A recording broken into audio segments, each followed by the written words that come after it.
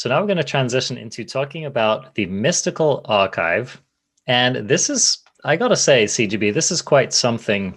The last time that we saw stuff like this was, let's see, I remember the Inventions in Kaladesh. And then they had in Amonkhet, they were called Invocations. Invocations. And they were basically a similar idea to what this is, which is reprints of random cards which were not in the standard set and were not standard playable. And they just threw them in, and they were alternate arts, and they had like this fantastic kind of unique art style on them, and they were designed to be collector's items and also random reprints of certain cards, but they were ultra, ultra, ultra, ultra rare. And so they definitely weren't like bringing the prices of anything down necessarily.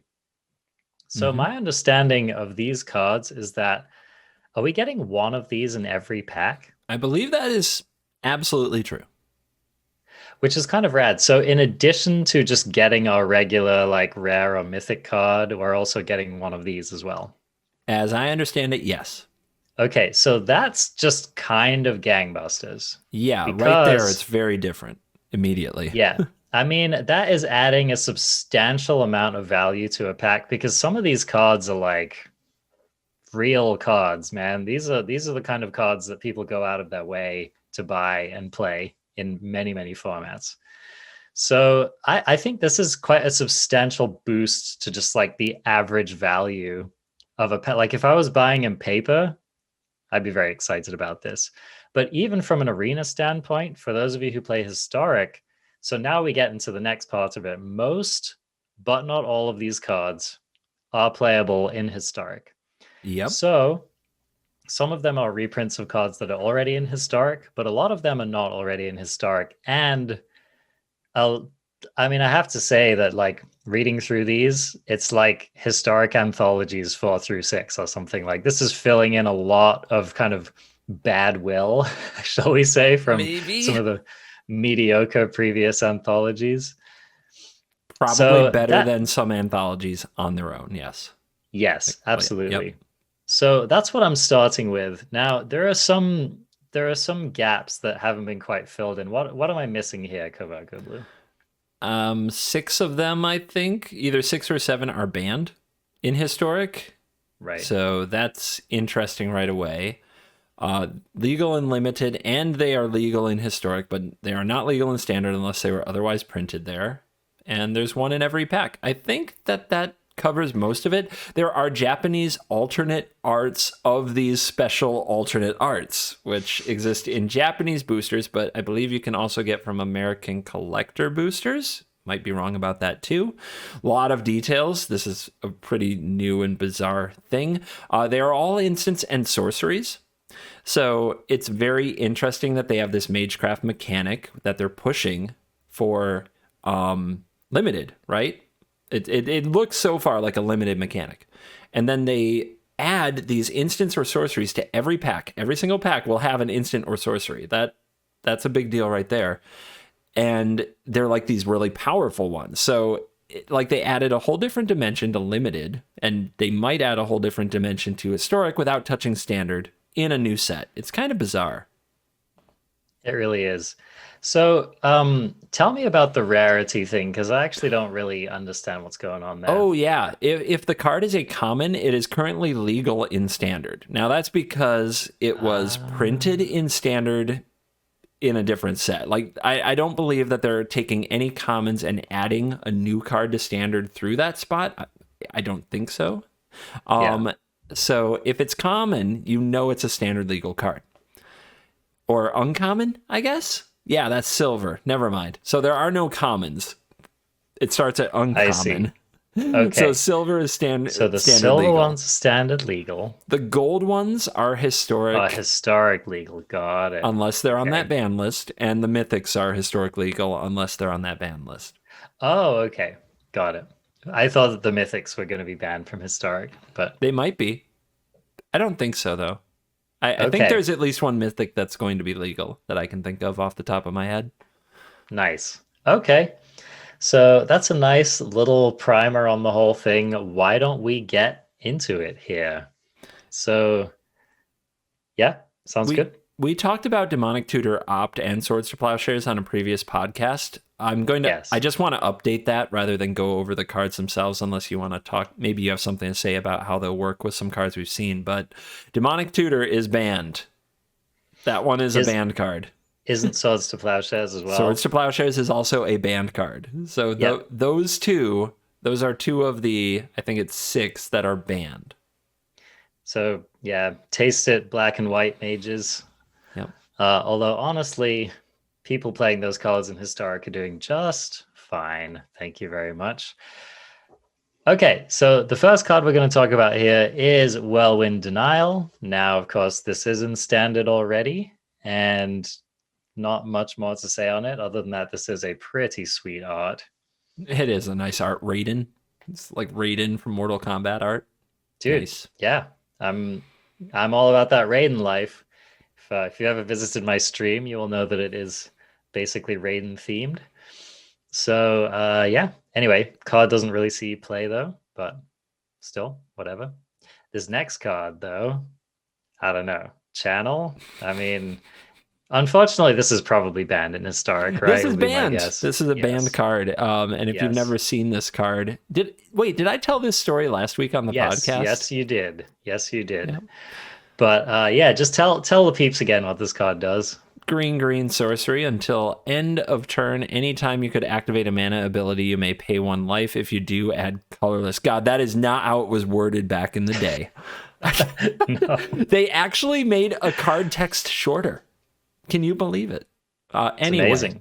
In a nutshell, you can pay life and turn it into mana until end of turn. And if you have a fireball type effect like Banefire, you can just pump all that into the effect and dome your opponent and kill them. So we're going to be watching for any kind of an effect like that in the limited environment, because you could literally draft or sealed pop Channel Fireball. Yep, so Channel Fireball's a combo. You could also do such fun things in Historic as play Ulamog on turn 2 for the modest price of 10 life, which is not very much life, honestly, to get an Ulamog on turn 2. But it is banned in Historic, so yes, so you can't do that. We're analyzing it, I guess, from a Historic Brawl or a, what would you say, a limited standpoint, I guess. Yep. But, I mean, when you want to play this card, it's probably because you have something that you want to do. Yeah, when you are a gross person. Indeed. Yeah. A filthy human being. Okay. Next card here. Harmonize, 2 green sorcery, draw 3 cards. So the first thing about this card is that it's just a little bit odd to have like one of the most efficient card draw spells ever being green. Indeed. Was this in one of them sets where they were messing with the color wheel or whatever? I'm trying to remember where this first showed up, and I remember it being like maybe M13 or something like that was when I noticed the card, but I think it was printed before then. And yeah, 4 mana sorcery speed to draw 3 in green, an ability that had mostly been blue. So the color pie was a lie even years ago. Don't let them fool you. The color lie. Do you think that this has a place in Historic? Well, I was going to ask you that. This card is certainly, I think it's safe to say this card is just not as good as it was when it was printed, because everything these days has draw a card in it, or your opponent dies immediately on it. And so I don't think so. Yeah, I'm not. I was kind of struggling to find a place for it in my mind, and nothing really came out to me. I think maybe if you have like some kind of mono green ramp combo, like some really odd deck, would be the place I'd be thinking to play this. If it were an instant, I think it would find a home, and it's a sorcery, so I don't think it will. Yep. Well, by way of saying, this is not going to be in mono green in Historic. This is not going to be in like any kind of green control deck in Historic. If this shows up, it's going to be in probably a mono green deck that desperately needs the card draw. Anyway, okay. How about Putrefy? So Putrefy is 1 and a black-green instant to destroy target artifact or creature. It can't be regenerated. And if you kind of sorted things at the beginning, you read Putrefy twice. That's what it says. He's mad. I'm daggering him. We're gonna cut that part from. We accidentally started with putrefy last CGB. time, and he wants me to pretend like we haven't read this card already. I am too honest. I will never ask you to testify on my behalf in court, CGB. It's a good choice. So this card is fine, but Maelstrom Pulse exists, which hits more things, but at sorcery speed. And maybe there will be a time where it's the perfect sideboard card because of the way the format lines up, but I don't think it's going to have a huge impact. Of course, if you open this in limited, you're thrilled. But I think in historic, it's just okay. Totally agree. Hard agree. All right, Ephemerate, 1 white mana for an instant. Exile target creature you control, then return it to the battlefield under its owner's control. But wait, there's more. If you cast this spell from your hand, exile it as it resolves. At the beginning of your next upkeep, you may cast this card from exile without paying its mana cost.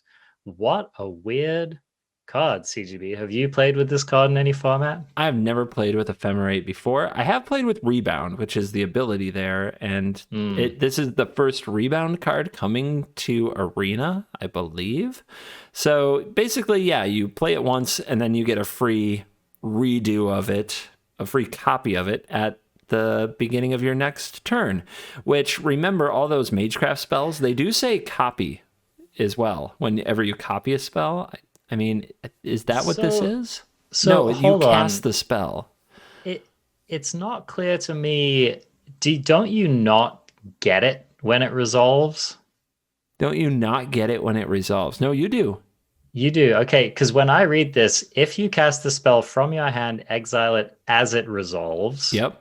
So my assumption would be that when it resolves, you exile it and you don't get it in that moment. No, you do get it. That? You're wrong about that. Okay. Yep. Okay. You get the effect both times. Okay, so you double it up. So that's pretty gas. Yeah, it's actually really good. With Ephemerate here, you get to blink a card, and then you get to, at the beginning of the next turn, blink it again. You're going to be Yorianing around, bro. Can I get a Yorian up in here? I'm gonna blink the thing that blinks all the things. Then it's gonna come back and blink the thing again. Yeah, I'm tell you what, I'll have fun with that. If there's any release that might entice CGB back into historic, it's this release, and we haven't even gotten to the best of the best yet. Nice. Yeah, it's true. This card is cool. I'm excited to play with it for what would be the first time for me. I really think it's cool with Skyclave Apparition because it's only 1 white, and you get a double touch on your Skyclave app. Yeah, nasty. Especially in response to like a Bone Crusher Giant or something. Or no, in response to the first trigger, so they don't get the token the first time at all. Yeah, see what I'm doing there? That's pretty gas as well. Yeah, overall, it's priced to move, and it double the fun. So, dig it. Okay, how about this next one, CGB? Defiant Strike. Do we need to read the ones that are already legal? We don't need to we can read just say, it's okay, you know it, you love it, you can play it with Feather. The art is freaking cool. It's a cool art. Yeah, it's a nice one. Is that looks kind of like Nahiri, perhaps, with her glowing swords of death. I don't know. Maybe. At any rate, although it does have kind of a Trojan thing going on. Yeah, that's what I was going to say. I think I see a Trojan helm, but I don't know. It's fighting some Japanese, like, crazy evil anime monster. Huge, it's fine. Nasty monster. Yeah, it's super. Why don't I just jump to Mind's Desire, because we haven't seen this one before. You read this card. It's a very CGB potentially card. Mind's Desire is 4 blue for a sorcery. It's a mythic in this case. Shuffle your library, then exile the top card of your library. Until end of turn, you may play that card without paying its mana cost, and this card has Storm, which says when you cast this spell, copy it for each spell cast before it this turn. This card is not on the ban list. This one's coming to historic. Now, I was there, man.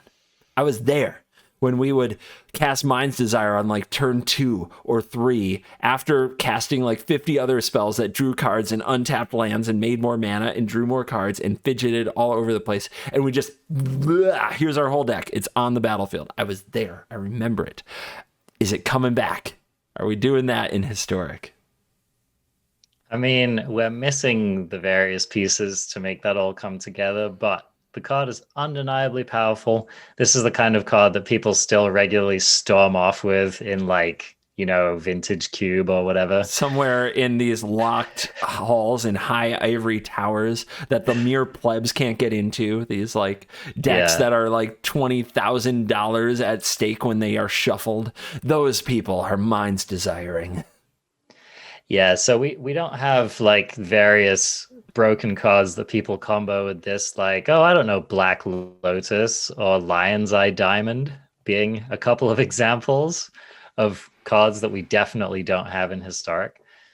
But yeah, man, I mean, this card's all about cheating. I Yep. mean, the whole point of this card is to do something absolutely, completely should be against the rules of Magic and to break it. Yep. We've got Paradox Engine. We've got Paradoxical Outcome and Mox Ambers. We've got a few interesting little mana sneaky things. Maybe there's a deck that's going to Mind's Desire. We have Omniscience. Like, who knows? Yeah. One of the interesting things about this card is, okay, so you storm off with it, it makes a bunch of copies, right? Hopefully. The first one goes on the stack and resolves. At that point, you have, oh no, hold on. Okay, you can't, I was going to say you can mess with your library, but you actually can't because each instance of it shuffles the library. That's correct. Okay, But so you're basically just playing a lottery with the top of your library. if you play this, because it copies itself on the stack, it is another spell, so they continue to add to storm count. So storming off, that is ridiculous. So if you do it for 3 and the last card you reveal is another Mind's Desire, you do it for 6, and so on. Yeah, it's good times. Oh, the filth. Oh, the filth. And note that, yeah, this card has nothing about exiling itself anywhere on it. So, oh, the possibilities. So basically, when Stryxhaven comes out, go to Ali Eldrazi, his Stark stream on Twitch, because I 100% guarantee you that he's going to be trying to break this card. I just had a thought. If they don't let us, they usually don't play Historic in the early access events. If they don't let us play Historic in the early access event, that would be a shame with all these new cards. Kind of messed up, wouldn't it? I hope they do. Yeah. I mean, we don't have a say in it. I don't want to sound whiny about it because it's super privileged to get to play in those. But it would really suck if you couldn't play Historic in them. Hard agree. Yep. Okay, next card, Village Rites. We all know and love this card. Sweet art. Basically, I like just sweet art. Yeah, that's the thing to comment on here. Like this art looks really cool. You got that skull with like one red side, and like, what's going on? I don't know, but it's cool. It is extremely cool. Yes, if I was playing Village Rites in a deck, I would feel highly motivated to get this version of it. Another card I'll be highly motivated to get immediately upon its release is Inquisition Kozilek's. What is this card Inquisition in English? Inquisition of Kozilek? Yes. Okay, cool. So, if you were already having fun in Historic with Thoughtseize, I've got some good or bad news, depending on how you feel about it. This is basically Thoughtseize number 2. It is definitely a different card, but they often get played together. Now, this card is in a foreign language. I'm wondering if you remember the exact text of it. I'm going to go for it. 1 in a black sorcery. Target opponent reveals their hand. Choose a card with converted mana cost 3 or more. That player discards that card. I think it's 3 or less. I thought it was... it would have to be less, right? More would suck. Okay. I'm pretty sure it's 3 or less. Yeah. Yeah, I said it backwards. 3 or less. You're right. Okay. So, yeah, this card isn't like exactly Thoughtseize, but of course you don't lose life casting it, so that's cool. And it has a more limited range of things that it can hit. Of course, basically the more degenerate the format gets, the better this card gets, because degenerate formats tend to run cheap cards. This card cannot take something like a Muxus, so bear that in mind. Collected Company. Yep, Collected Company. Nissa. Yep. There are some really solid hits that this card cannot get. Teferi 5. Yeah. Yep. Yeah. All the win But cons. exactly. But what you'll see is that there are a lot of decks which play basically like 4 Thoughtseizes and 4 Inquisitions of Kozilek in older formats, and it just for various reasons, for their various motives. But it can get pretty backbreaking after a while to just have every playable card snatched from your hand. At a very low cost, yeah. Yeah, it's a good card. I think it's more likely to see like 1 or 2 of play. If I were crafting it, that's probably what I would do. I'd craft 1 as my 5th Thoughtseize, and maybe another if it just always overperformed. Yeah, I mean, it's definitely, there's only so many of these you want to draw off the top of your library before they get really bad. So keep that in mind. Correct me if I'm wrong, but I feel like this card, like that combination of cards, will often get played in like, is it like dredge decks, or there's like a particular archetype that you're asking the wrong guy, because this is the ArenaCraft podcast where we talk exclusively about things in Magic Arena.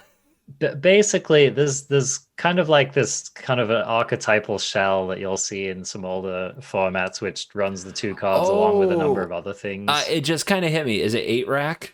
Just like the discard deck that runs all the rack effects? Yeah, so that surely has to be a deck somewhere. But anyway, just a powerful discard spell to keep an eye on for sure. Okay, how about this Dark Ritual? I got it.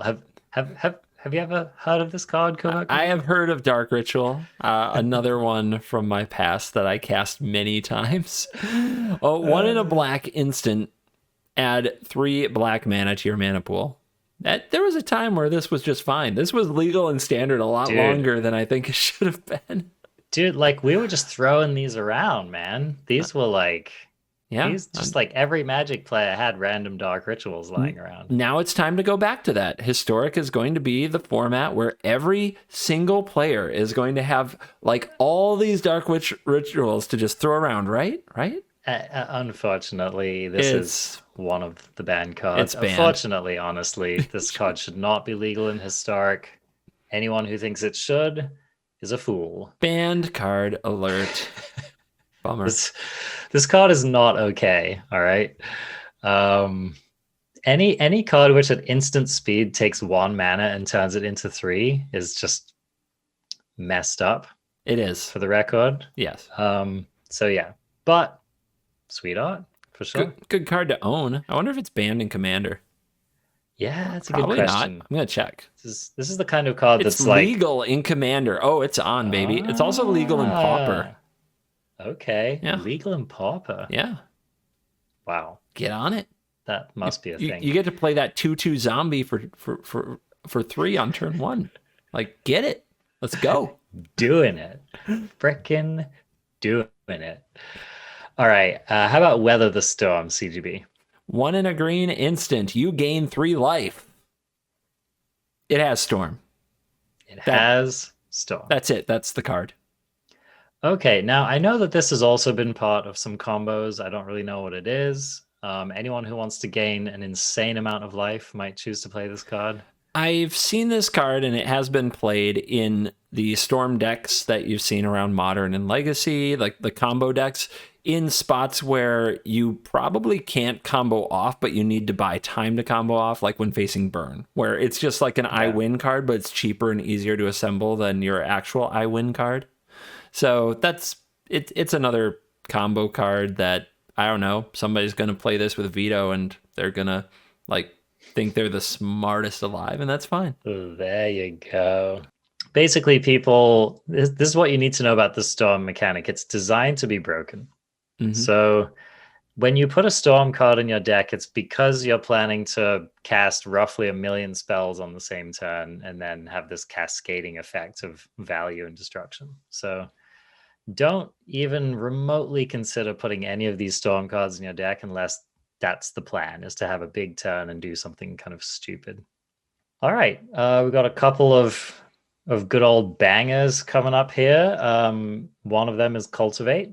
So, I'm gonna go out here and say that I actually don't like this art very much. I'll take the other art. I don't know what this dude is doing. He's trying to, like, he looks like he's gonna stab him. He's trying to pick his own teeth with his sai, and that's gross. Yeah. Where's that sai been, man? Where's it been? Nowhere good.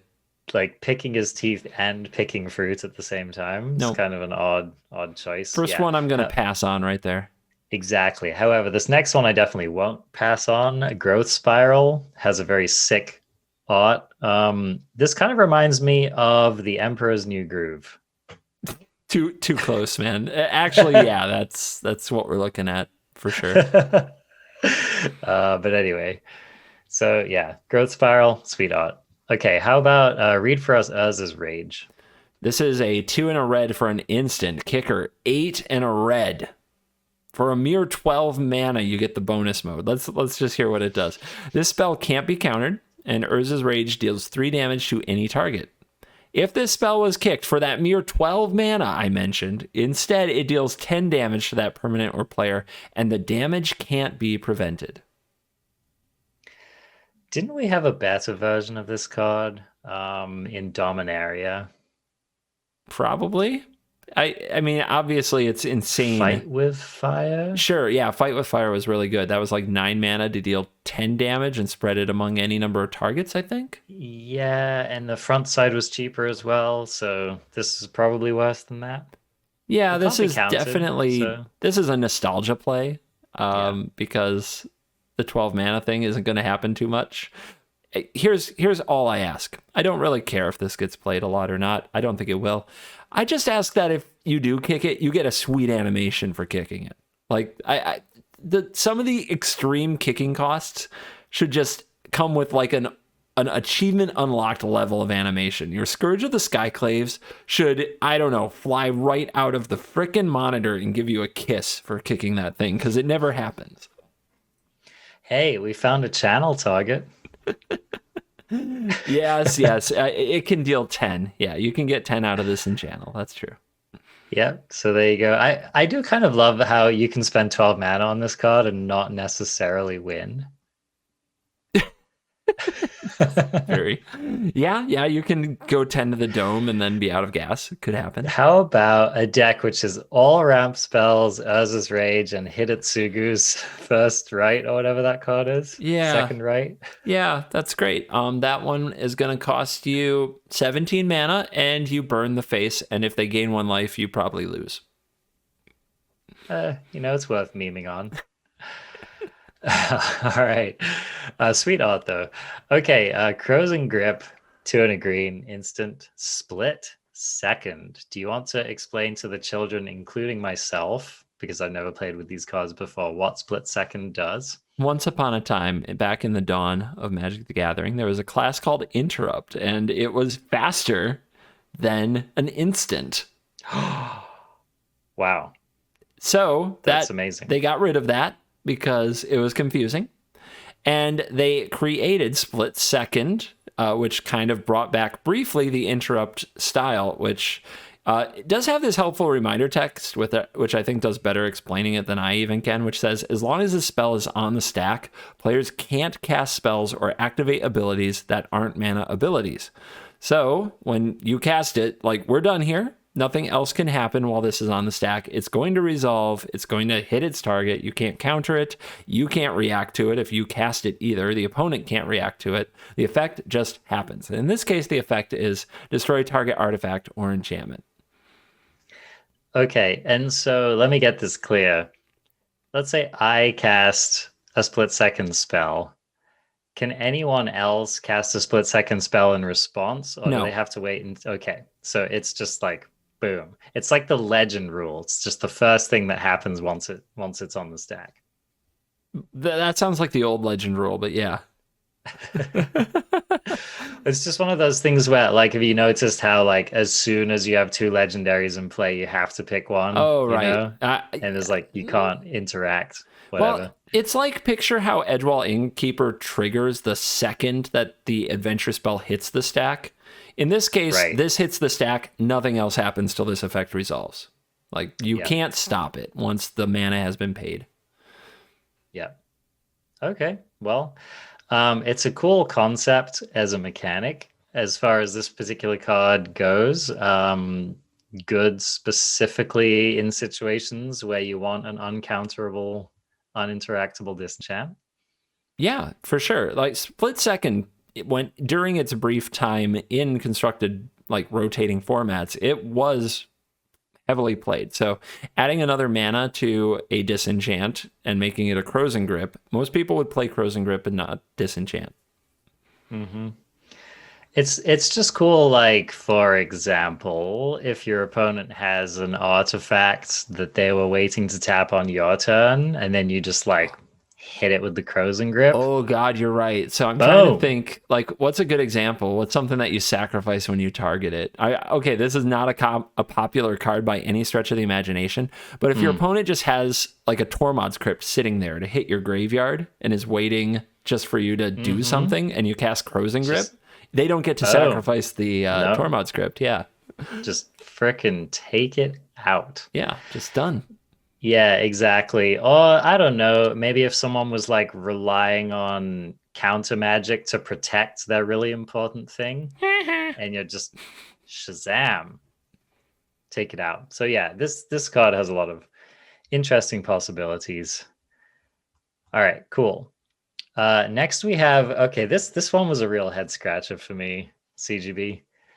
Day of Judgment, which is basically the only thing different than this card in Wrath of God is the name. Yes. Okay. Don't forget, creatures can't be regenerated. Dead keyword alert they on can't. Wrath of God there. It's implied. No, it's the same card until they print regenerating creatures again. And it is a head scratcher. It is a mythic, so you're not going to see it often, but you're going to get the feels bads when you do. But I mean, in limited, it's still going to be awesome. And Definitely. In historic, you can play the Wrath tribal deck and make it a Eorian deck and run 80 cards and have all the Wraths, I guess. I feel like the only reason you play this in historic is to flex your frickin' wild cards. You got to dodge that meddling mage, man.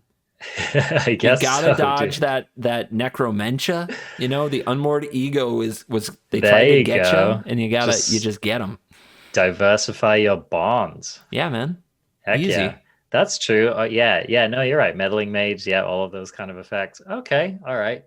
That's a gently plausible reason why basically you shouldn't play. You shouldn't play for Wrath of Gods. You should go out there and spend more mythics immediately and have 2 Day of Judgment and 2 Wrath of God, obviously. I'm being sarcastic. These are so corner case. We rationalized it. So yeah, basically if you felt tempted to craft this, just craft Wrath of God first. Yes. Okay. This next card is a card that I'm sure people thought you would be excited about. So hit us with it. Blue Sun Zenith is blue, and X for an instant that says target player draws X cards. Shuffle Blue Sun Zenith into its owner's library. We found the channel target. We hit it. It's a mythic. We are off to the races. This card is only corner case on par with Sphinx's Revelation, which doesn't see much play. Sphinx's Revelation gains life and requires white mana, but that's usually the kind of deck that you're looking for. The biggest difference is you can play this without playing white, which, there might be a deck that wants to do that, like a go big, is it mana deck. And you can target your opponent. It can be a win con. You can deck your opponent by making them draw everything if you have infinite mana. So as a win con, it's self-contained, right? Because you want to target yourself with it to make your combo go off or take over the game. And then at the end, you can just blast your opponent with it until they're gone. Yeah, this also has the Nexus of Fate clause where you shuffle it back. So yes and no. Okay, go for it. Okay, the reason I'm going to say no to that is because it has to resolve. Oh, okay. The shuffle is a part of the resolution of the spell. Somebody was like, this hoses Dimir rogues. And I'm like, not really, because it's going to be really hard to resolve that spell over and over against rogues. In theory, you could have an empty library, and on your upkeep, every turn, you could target yourself for 0 and keep shuffling it to keep your deck there. Doesn't really accomplish anything. Doesn't sound like a very good idea. And like I said, if it ever gets milled or countered, it's gone. It doesn't shuffle back in. Good distinction. All right. Well, very edge case, but interesting card. Next, we have Sign in Blood, black sorcery. Target player draws 2 cards and loses 2 life. So basically a draw 2 for 2. It's importantly a rare. This one's going to historic and not standard, which it's been a long running card. I don't think it's broken in standard. But yep, it's headed straight to historic, where maybe a mono black deck will play it. 2 people did register, I believe, a mono black control deck in the historic portion of the Kaldheim Championship today. Mm-hmm. So maybe we'll see this. Definitely a mono black card. Wouldn't really consider running it in any other deck. Yeah, I mean, it's priced to move. So I don't know though, like wouldn't you rather in a lot of cases run Phyrexian Arena as an example? In most cases, yeah. But I mean, it's discard. If you're an aggressive deck, like there's a mono black vampire deck, you can target your opponent to dome them, and that has come up multiple times as a way to just finish the job. It's a fine card that will probably have some homes. It's weird because I've played with Sign in Blood on like Magic Duels and when it was legal, and I've played it for years. So I have this weird lack of enthusiasm when I see it. Does that make sense? I'm just like, it's Sign in Blood. It's fine. Yeah, it's that card. Yeah. I'd play it in like mono black Death Shadow, maybe. Could be a thing. Yeah. Sure. Yeah, it's fine. It's fine. It's not, this card's not amazing, right? Yes. Okay. And then we'll just move through these real quick. We're also getting Snakeskin Veil and Shock, both standard playable. Actually, neither of these arts is really doing it for me. Really? I would call them both upgrades to what we have. Okay. I mean, each their own on art. It's taste. Yep. Yeah. I mean, it's definitely something different, so that's cool. All right. How about Abundant Harvest? Read that for us. This is a green for a sorcery. Choose a land or non-land, period. Reveal cards from the top of your library until you reveal a card of the chosen kind. Put that card into your hand and the rest on the bottom of your library in a random order. Someone in my chat said that this is a new card printed from the future. I heard that too. That it's in a future set, and they sent it back through, like forward through time, back through time, whatever you want to call it. Time shifted. Yeah. The time shifted it here. That's really cool. I also think the card is quite cool. It is cool. You basically, if you need a land, you hit a land, and if you don't need a land, you hit a spell. That's cool. It would be kind of a tilt to hit a DFC spell. For sure. You might want to think about that. But in a lot of ways, it can function like in a lowland deck. It functions as a way to go get that land, so you can run less lands than normal, kind of cheat that system if you're willing to play basically a tapped land in this spell, because you do have to pay a green to get it. But anytime it's going to trigger like any kind of sorcery or instant payoff, like Magecraft, this is a really cool way to do it in a cantrippy way, in green, of course. Of course, just the natural choice for that ability. This is one of those cards where like you can just go through the vast library of cards and figure out some cool situations and maybe some combos or whatever. But this is just one of those like enzymatic cards that has the potential to make a number of different archetypes tick along. So yeah, I'm in for it. Now this next card will be near and dear to Covert Go Blue's heart. It is Counterspell. It is. Which is kind of weird, by the way. It's like it shows like a mountain with a massive hand on it, which I guess this is where all counter spells are born. Mount hand. Nope. It's the nope hand. Just the palm. Nope. The palm of smugness. The palm of smugness. Just swat your cute little attempt to do the cool thing aside. Just laugh at it. And if you were hoping to play this in Historic, unfortunately, it is banned. Yeah. So. I don't know what to say. That's just Can we move on? Like, Just F's pretend in the that one chat. didn't happen. F's in the chat. Yeah, serious F's in the chat. Yep. All right, then we have strategic planning, which we already know about. I will say this is a particularly cool art, so Yeah. I'm in for that. Art gives the thumbs up. Mm-hmm. How about Teferi's protection? Teferi's protection is an instant for 2 and a white, and until your next turn, your life total can't change. You gain protection from everything. All permanents Wow. you control phase out. Exile Teferi's protection. That's a heck of a card. I'm not really sure where you use it, but okay, it's pretty sweet. So the fact that it phases out is very interesting because it doesn't trigger ETBs. Like we talked about phasing before when Teferi reappeared. Your permanents are there, but they're gone. Obviously, this is a really good deflection for a Wrath of God if you have creatures. This is a really good deflection for a combo deck if the culmination of their combo is to target you with a bunch of stuff because your life total can't change. Doesn't matter how much damage is on the stack, it's not going to work. You gain protection from everything. Yeah, like that's a lot. Okay, protection from everything is like a short sentence that has a lot of meaning in Magic, but it's basically like here are some of the things that can't happen. Of course, you can't be targeted by anything. You cannot be attacked, which is an interesting thing. Oh, I didn't even know Yes. that. Okay. Yes, you cannot be attacked. There's some other stuff as well that I can't even think of right now, but yeah, protection from everything is a heavy statement. Okay. And yeah, I just picture definitely you want to drop this in response to your opponents, throw all in at winning the game somehow. I imagine when they drop themselves very low for their Death Shadow moment, they're going to hate this card.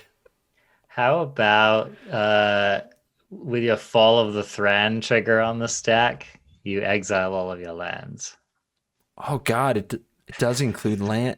You phase out all of your lands. Yeah, it does include permanent. Yeah, it is all permanents. Your lands phase out. We did it for the cost of what, 9 mana, 8 mana.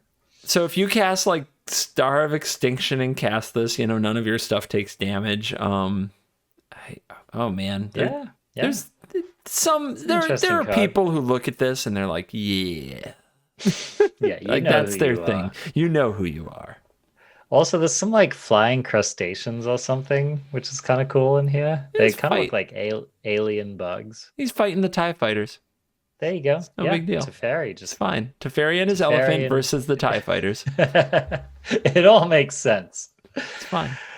Okay, now this next card, boy, I recognize the art, but I don't remember what the card is called. So you're looking at some sweet art for Crux of Fate, which is Crux of Fate. 3 black sorcery. Choose one, destroy all dragon creatures, and destroy all non-dragon creatures. That's right. Yep. This card is gas. I mean, it's weird, but it's gas. What are there any dragons that are currently seeing a good amount of play that you can run this next to really get paid in Historic?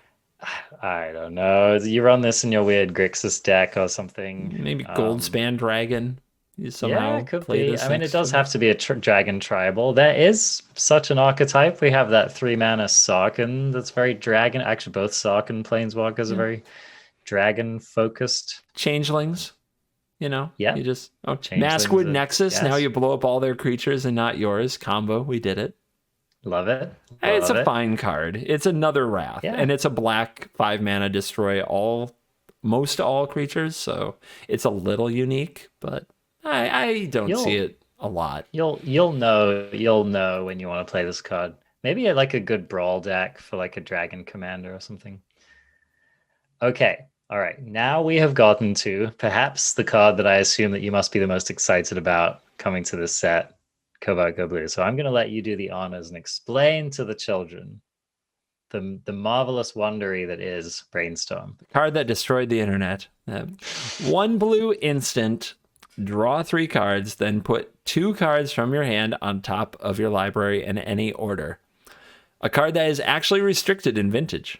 Did you know that? Ooh, restricted in Vintage, legal in Historic.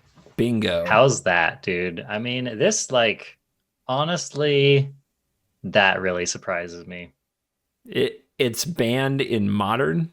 It's banned in Pioneer. Although if it's in this, it doesn't go to Pioneer either, I don't think. I mean, it's Yeah. legal in Pauper, but yeah. The thing about Brainstorm that I think everybody knows is kind of the crucial use of Brainstorm is you cast it with a fetch land. So like a Fabled Passage. You cast this, you draw 3, you put back 2 cards you don't want, and you sacrifice the land and you shuffle. So now you have new cards on top. Or you wait till next turn and you draw the 1 card you did want and shuffle away the card you didn't want. You can also use it to cheat if there's a card that rewards you for having something on top of your deck. I'm just going to throw one out there because it's the first thing I thought of. If you have a Realm Walker set to elves and you cast Brainstorm, you can put 2 elves on top of your deck and then cast them from there. So Brainstorm is a pretty absurdly powerful draw spell that just gets you deeper in the deck, is absurdly cheap, and allows you to enable all kinds of nonsense. And it's coming to Historic, and blue mages are losing their freaking minds. Do you think it will have a big impact in Historic?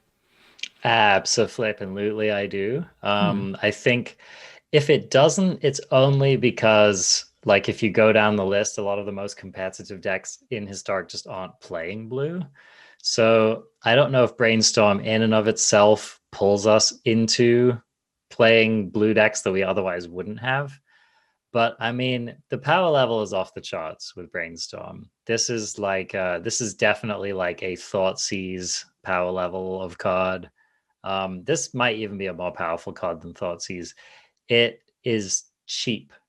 Like, this is what I want to communicate, and it's kind of looking at a lot of the cards in this grouping here in this archive. One of the things that should stand out to you in your reading is how many of these spells are cheap. And that's really the crux of what makes cards, like, often broken in Magic. If you go back to the older formats, like a lot of the banned cards, a lot of the cards that people build decks around, the cards that are absolute staples, are that way because they are cheap. So Brainstorm just gives you, like, more bang for your buck at 1 mana than just about any spell I can imagine. So there are easy ways for people to basically turn this into Ancestral Recall, right? Which is draw 3, which is a more powerful card than this and is banned almost everywhere. But yeah, Brainstorm is like, I don't know, man. If I was a blue mage, just like combo, Brainstorm is like so good in combo decks, dude. It helps you find your combo pieces. It helps you, like, a lot of combos involve messing with your deck. It's just, yeah. I mean, this card is just utterly insane. Yep. It adds a lot of. You have to pay attention for any cards that say shuffle your library because it shifts up the looks, but you also just have to look for anything that like casts or copies a cheap instant. So some cards that you might know and love or hate, Dreadhorde Arcanist. That's one that people already play. Seagate Stormcaller is a pretty cool card, especially if you can somehow hide a shuffle effect in there. But getting to copy your Brainstorm is pretty sweet. Like, Brainstorm probably goes right into that Stormcaller combo deck, right? The Neoform one. Oh, I'm sure. Yeah, because you might just cast like a Neoform and just shuffle it up. Yeah, why not? Yep. And it just helps you find whichever part of the combo you're missing. But yeah. I mean, let's talk about some other things that you can do. You can Brainstorm. Say you have a collected company in your hand. You can Brainstorm and put 2 creatures on top and cast your collected company to directly hit them. So you know you're not going to whiff. Don't give him any ideas, Covert Blue. I mean, okay, fine. Sorry. That's what we're here for. Give him ideas. Yeah, like stuff like that is pretty sweet, and I'm looking forward to see what this does. Maybe they'll unban Winota, and we can get to work with that baby. You know, that sound fun? Making sure you just crush it with Winota. Yeah? That is a good idea. Okay, fine. I'll really impress you. you cast Yasharn, and that Yasharn either shuffles the deck or you put the 2 lands back on top with the Brainstorm. That's pretty gas. That's what I'm talking about. Yeah, man. Okay. There, blew your mind. That's it, dude. It's just, this card does everything. And it's a sweetheart. It is a sweetheart. Yep. Okay. Next card is also very compelling. Memory Lapse, 1 and a blue instant. Counter target spell. So that should raise your eyebrows.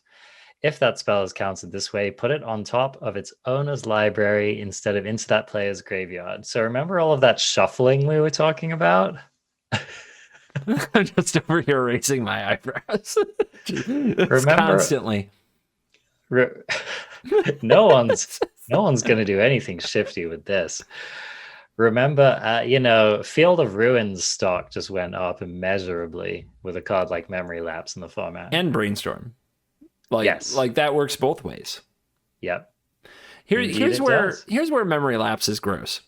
Rogues. You just mill them.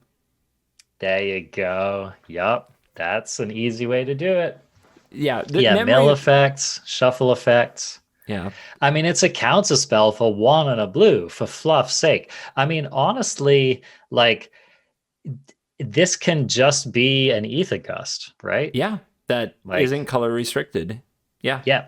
Exactly. And Ether Gust is just already a good spell. Just as a reminder, you can target your own things if you want to save them and they're not resolving the way that you wanted them to. Maybe something changed targets or got sacrificed in response. Memory Lapse is one of the more underrated and underappreciated counterspells in Magic history. A gem from the world of Homelands, which didn't have many gems. But this card was often disrespected, but honestly, it can, as you've learned with Aether Gust, it can just be freaking annoying to have to recast a spell. And sometimes that's just backbreaking. Yep. Think about a situation like your mana screwed, okay?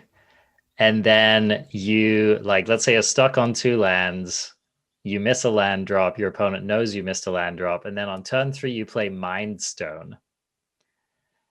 And your opponent Memory Lapses your Mind Stone. Oh, it's gross. Do you think you're going to win that game? It doesn't feel certainly good. Not. You probably aren't because you already conceded. Like you already threw something across the room. Water bottle has been spiked. It's on to the next thing. The tilt tank is at capacity. Exactly. Another thing to say about that is there are a lot of things you would Memory Lapse that you would never counter. So I'm gonna my suggestion there is like when the opponent goes turn 2, Omen of the Sea, right? Just one of those cute little cards, very minor play. You wouldn't burn a counter spell on it because it doesn't do enough. But they need it to fix their draw. They might need it to curve out. They might need it to find that thing. And Memory Lapsing it, forcing them to miss whatever they were going to draw off the top and put 2 mana back into it is much more inconvenient. Like tremendously more inconvenient. Yes. Here's another situation in which Memory Lapse is good. If you're in a counterspell war, great use for Memory Lapse. You go to resolve that spell that you've spent the entire game in a control mirror working towards, and your opponent tries to counter it, and you Memory Lapse, and you are more efficient than your opponent because your spell costs 2, and guess what? That counterspell is not really going to matter next turn when you already resolved your Teferi or your whatever. All right. Just another example of where Memory Lapse can be dope. Is dope. Good. I think the viewing audience is like, okay, I'm going to Memory Lapse some stuff. We've now made the arena more of an annoying place. We can move on. Oh my god, dude, can you believe that they just printed both of these cards into Historic next to each other? Like, oh my gosh, dude, Simic Flash is going to be so annoying. That's all I have to say. The next card is Thrill of Possibility, and it is a cool art. And the card after that is Primal Command, which is 3 green sorcery. This is a mythic. Choose 2. Target player gains 7 life. Put target non-creature permanent where? On top of its owner's library. Such sweet music. Target player shuffles their graveyard into their library. And search your library for a creature card, reveal it, put it in your hand, then shuffle. What do you think about Primal Command in Historic? It's fine. This strikes me as a card that has shown up in some spots, but I don't know if there's some kind of trick with this card or some kind of archetypal thing that it's been used for in the past. I don't really know what it is. It just seems very versatile. Likewise. I mean, it's a 5-mana sorcery. So, are we really getting our 5-mana sorceries worth out of this card? In some places, maybe. It's like, to me, this is like one of the B minus commands. You know, it'll have its time, and maybe that's in a sideboard of a specific archetype. But I'm excited to have it around. I love commands. I love how many options they have, and I'm not gonna run out and craft a bunch of them because I don't think it's that kind of 4-of card. But it'll have its spots. It's another card that could be a combo card in some random deck, like the shuffling the graveyard, searching for a creature. The Sir Conrad. It's a Sir Conrad deck. There you go. We're gonna shuffle the graveyard and dome the opponent. Yeah. Yeah, I don't know. That's what I'd be looking for with a card like this, is like some kind of janky, you know, it just comes down to random janky mono green combo decks for me. All right. Moving on, Revitalize returns. So we all know what that card does. It's just a cantrip, gain 3 life, draw a card. Okay. Electrolyze. This is interesting. Covert Good Blue, take us through this. 1 blue-red instant. Electrolyze deals 2 damage divided as you choose among 1 or 2 targets, and draw a card. Is this like a generally good card? Yeah, very generally good card. One of the kind of original like dodge and burn cards. If you were going to play a blue-red archetype, it does a little bit of direct damage to something and you get card draw in the same card. This card has been fine. It got played when it was in standard. It got played in older formats at time to time. Now I think it's a bit outdated. I don't have a lot of hope for it in Historic because I think Historic's just too intense, but it might show up here and there. It's one of those cards that's like, it feels a little too expensive at 3, but it would be filthy at 2. So you kind of like, it's kind of hard to figure out what that means. Yeah, I think that you're exactly right. It's like, it's a broken at 2 and just okay at 3. Exactly. So yeah, maybe. Cool card. Chaos Warp, 2 and a red instant. The owner of target permanent shuffles it into their library, then reveals the top card of their library. If it's a permanent card, they put it onto the battlefield. It's a little Tybalt's trickery action going on here. Except it says if it's a permanent, and it has to be exactly what's on top of the library. Now, Mr. Brightside is going to be like, we have Brainstorm now, so you can set it up and do some nonsense. And there are probably people who will do it. The fact that it's a permanent, that means like whatever you want to combo with it, man. You want Ugin, you want Ulamog, you want Omniscience, like all these are on the table. So people are going to try to combo brew with this. Do you think that there's anything broken? Do you think it's going to hit the format hard somewhere? So one of the issues with this card is that if you play lands, then that kind of messes up your combo. So, like, because it's just too easy to hit a land off of this thing, and so you're not trying to rely on this to cheat out your own stuff. Oh, I think you have to know what your top card is. Like, I think that like a Brainstorm type effect or something that lets you see your top card is required. Here's the thing, though, is that you don't get to do that, right? Because they shuffle, and in the same ability, they reveal the top, right? So I'm gonna go sit in my dumb corner. I mean, I made the same mistake with whatever that blue card was, right?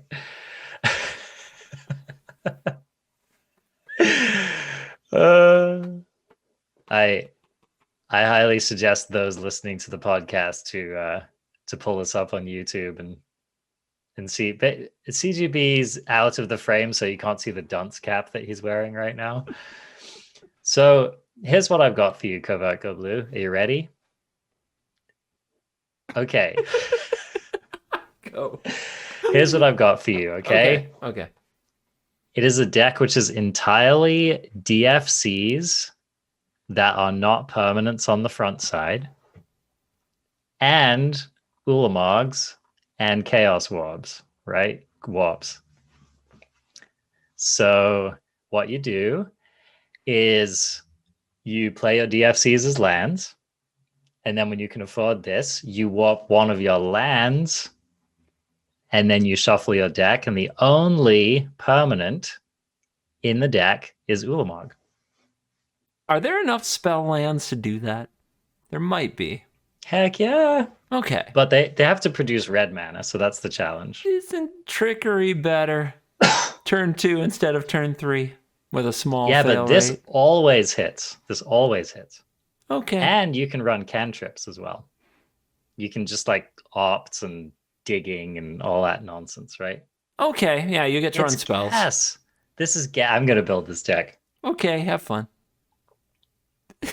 I'll be over here playing Magic. This will be the next Tybalt's trickery. I'll be playing Magic in the corner, Trust. in Dunn's corner, where I don't know how cards work. Okay. This next card. The archetypal, the famous, the often referenced Doomblade. Breaker of Hearts. This is the OG Covert Go Blue. The ultimate Timmy, like, just shut you down, just slap you. You don't understand how Magic works. Your card sucks because this card is Doomblade. Because it dies to Doomblade. Nice try, Timmy. Your set review is lame. Mine is informed because I understand how Dies to Doomblade works. Good show. You know what my favorite part of this particular reprint is? It's like the exact same art as it was before. It's just like older. Anime style, yeah. Yeah, but it's literally the same art. Yep. Angel getting sliced. This is going to hit historic. This card matters. Yeah. Oh, this card is good. Okay. In a vacuum, better or worse than Heartless Act? I think it's better because there's more counters that just do freaking everything these days. I mean, I've had a Heartless Act that didn't do what it needed to do lots of times these days. Yeah, it only hurts if, of course, you end up playing against a black deck. But apart from that, it's just all gas. Yeah, it's going to feel bad when you can't kill a Mayhem Devil or a Dreadhorde Butcher or Priest of Forgotten Gods, or when you can't kill a Death Shadow. And those things, that makes it not great. Probably not. I don't know. Is it main deck then? I guess it depends on the format. It might be bad in Historic right now. Unlike many things, though, it kills a Nissa land. It does kill a Nissa land. Yeah, for 2 mana at instant speed. Yeah, this card is just... And you know what? Like, it's just such a flavor win that Angels is a thing in Historic right now. Because you can just freaking Doomblade that deck out. Okay. Yeah. Also, Crawling Barrens, Faceless Haven, some of those tough to kills. Yeah. So this is the OG. Yep. When people talk about black removal spells, they compare them to Doomblade. So now we have it. And when you open this in limited, you're going to feel like a genius. Okay, next. I have a very sweet art version of Negate. I am a huge fan. I am thrilled. I wish they'd done a little bit more of this in this set, of taking cards which are basically always in standard and then giving it a sweet art. Yeah. Because you're just I promise you, anyone who plays Negate and who plans to play Negate in the future is going to get this art, and they are going to play this card exclusively because it is the best version of Negate ever. Well, I mean, that's what they've done, right? They've figured out a way to sell us the same cards twice. Yes. And I actually want it this time. I know. It's 5-head, man. It is. Ultra big brain. It is. I mean, this is easily in the running for my favorite art in this entire collection, and that's saying something. It's a good one. Yeah. Very, very good. Okay, how about this next card, CGB? Adventurous Impulse. It's been in standard. You might not know what it does because nobody plays it. But the art's fine. It's fine. I feel like we're on our way out of the Shire on the long, long road off to Mount Doom or wherever. And that's nice. It's nice. The next card is D-Spark, which also already exists on Arena, but you do get the sweet art of like animated Bolus getting unsparked, I guess. Laser beaming people. It's kind of weird because it looks like the God Eternals are chilling with him. I think that's Bantu or Oketra. And Oketra. Yeah, which he didn't despark those. They're not planeswalkers. I think they're supposed to be fighting CGB. Fighting who? Each other? Fighting Yes. is down there. Why? I don't know, man. I guess that's true. Didn't he made these guys, or they worshipped him or something? Yeah, well, he killed them and then reanimated them and made them his mega henchmen, right? I think that's how that works. Anyway, the That's D-Spark. what you do to your friends. If you look at D-Spark, it was like Gideon and Liliana like did the D-Sparking, right? So anyway, exile target permanent with mana value 4 or greater. It already exists in Historic. It rarely sees play, but does see some sideboard hype. All right. How about this other? This is another OG card right here. This is the card Wizards doesn't want you to have, man. Except now they do. Apparently they changed their mind. 2 in a Stone red. Rain. Oh yeah. Lay it on us, CGB. Oh, I'll lay it on you with Stone Rain. No problem. 2 in a red sorcery, destroy target land. It's just clean, simple, beautiful. It's so beautiful. There was a time, man. There was a time when we just turn 1 Llanowar Elf, turn 2 Stone Rain. Just done. Wait, done that sounds with you. gas. Doesn't it? Wait, aren't we still doing that? I want to still do that. You can do that, I guess. Perfect. Look, sometimes you're on the play and you do it and you feel like $1 million and your opponent rage quits or they miss a land drop and you win the game. And then the other times you're on the draw and you do it and they're like, okay, I play my second land and then my third and then my fourth. But I have been amazed at how many people are just like really excited about land destruction. Like this is these people are gross, man. They just don't want the opponent to play Magic. It's like people get mad about counter spells. Land destruction was the original like Omega counter spell of now you don't even get that glimmer of hope that your card could resolve. You just literally sit there, draw, and say go because you have no land. I mean, it's like these sickos. What's wrong with them? It curves so nicely into rubble reading. Oh my God, you're one of them. Never knew. I never knew. You know, it's been fun doing this podcast, but now that certain facts have come to light on this, our first like recorded, like live for the people camera episode, I don't know if I can go back. Was or was not one of your most famous YouTube videos a land destruction video, CGB? Covert Go Blue, the mage, who will forever be known as the land destruction guy on YouTube. Look, destroy all lands is not the same. All right. They haven't printed Armageddon yet. If we were going to have a talk about Armageddon, hits everybody. It's equal. All right. You get no land. I get no land. It's fine. It's fine. It's different. Yeah. I mean, you know, land destructos, you're like mill people. You know who you are. You're going to giddily craft this card. You're going to feel great about it. Go have fun. Go have fun losing on the ladder. I'll meet you there. I've done it too. Raise my hand. I've done it too. Man, there's a lot of ways to like copy this card and get it back. So if you want to play Double Vision and Mirari's Conjecture, like don't let anyone tell you your memes are dreams. Oh wait, you can hit Stone Rain off of the new Coco, right? Yes. Not the Modern Horizons version of Coco, the one from Masters. You can hit 2 Stone Rains. Collected Conjuring. You can hit 2 Stone Rains. Okay, you know someone's gonna try that. I hate them already. It's gonna be sweet. I'm done with them. Hold on. The Stormcaller doesn't work with this, right? It's only 1 or 2. Too expensive, but the Dual Strike does. The Foretell one. Oh yes. Wait, and And does Dual Strike work with Coco, the collected conjuring? It's a sorcery, right? Yeah. Yeah, I guess. Oh, baby. We're doing it. Oh Arjuna's man, talking in his whisper voice now. he is. Oh, we're really doing it. That's Just the end of the show. I mean that is actually the end of the cards that I'm looking at here. Me too.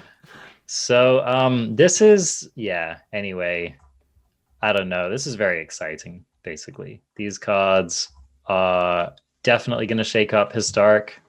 I feel 100% certain of that. I don't know, man. This is like some of the most concentrated like jolt of power into the Historic format I've ever seen. So Jumpstart gave it Muxus and a few other pieces, but like Core Spirit Dancer, and I think it's it might be better than that. I think that in general the product is a bit of a win because we add a different dimension to Limited, we shake up Historic, and we don't ruin Standard, and we keep like there's a freshness right between Historic and Standard here, and we do it all within the same set, one product release, and Wizards probably makes good money because of this stuff. Like these are selling points, and these are very craftable. So I think everybody wins, and we crap on Wizards a lot when not everybody wins. So maybe we should give them some credit when they actually do. I think we all win from this. yeah, this is a slam dunk. I mean, if I was going to buy a box of a Standard set, I would feel heavily incentivized to make it a Strixhaven box. Although after all of the rest of the cards we read, I'm not so sure. But assuming that all things are equal, this is just like free value. And what Magic player does not like a little free value? While I'm scared, I still think Strixhaven is going to do exactly what Kaldheim did, drop some bangers on us next week, and we're going to get a lot more enthused about it. I think so. I hope so. Yeah. I definitely hope so. Cheap cards, man. Print those cheap cards, Wizards. All right. I think that that's going to do it for this extremely long episode of the ArenaCraft podcast. Thanks for joining us for another spoiler season. It feels soon, but here we are. You're never ready. You're never ready to go off to college. So here we are. So we will return next week with many, many more spoilers, and go watch this on YouTube because we're going to have card images and you'll get to see our pretty faces. You'll get to see what CGB is doing right now. The curiosity. Oh, the curiosity. So yeah, that's really exciting. Do that on Covert Go Blue's channel, youtube.com/Covert Go Blue. And okay. You can find the ArenaCraft podcast most places, including Spotify and Stitcher and iTunes and YouTube. And you can find me streaming at twitch.tv/ArenaCraftPodcast. CGB streams at twitch.com/Covert Go Blue. All right, buddy. I cannot wait to get back into Strixhaven with you next week. Later, crafties.